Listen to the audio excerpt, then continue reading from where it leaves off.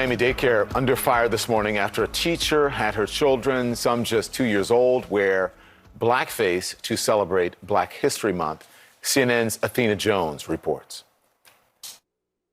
I'm appalled, flabbergasted. There's no words. I'm like, is this even real? This is how a daycare in Miami celebrated Black History Month.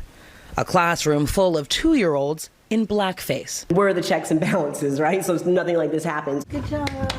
Courtney Politis, whose 1-year-old daughter attended the daycare but was not in this particular class, says she was horrified when another parent at the school shared these photos originally posted on the daycare's app.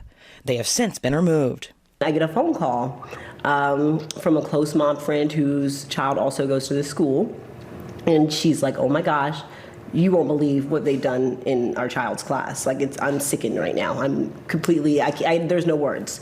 And I'm like, well, tell me. She's like, well, they painted all the children's face, blackface, and sent messages out saying Happy Black History Month. She reached out to daycare owner and director Patricia Vitale that same day. And immediately sending the screenshot over to her, and I let her know, I'm like, this is racist.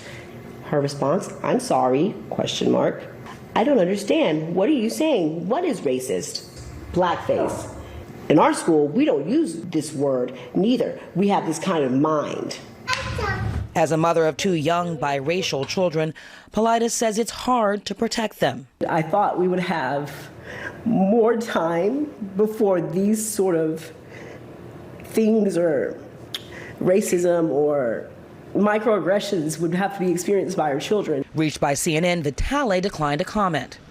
But in a message sent to parents the day of the incident, Vitale wrote, "We have received a comment from one of our parents regarding the activity that was done in a teacher's class for the Black History Month. We have not intended to offend anyone, and we're very sorry about any inconvenience." The following Monday, Vitale sent another message about improving the training of daycare staff. Following the Black History Month incident, we wanted to let all the parents know that we met Friday afternoon with all the teachers and staff. We went over several ethical and multicultural education points. I will teach them a class covering all the necessary topics regarding U.S. history and multicultural education. You may rest assured this will never happen again. But that promise wasn't enough for Politis. She's pulled her 2 children out of 2 separate branches of the Studio Kids daycare and is looking for another child care provider. Bottom line is we can't trust them with our children.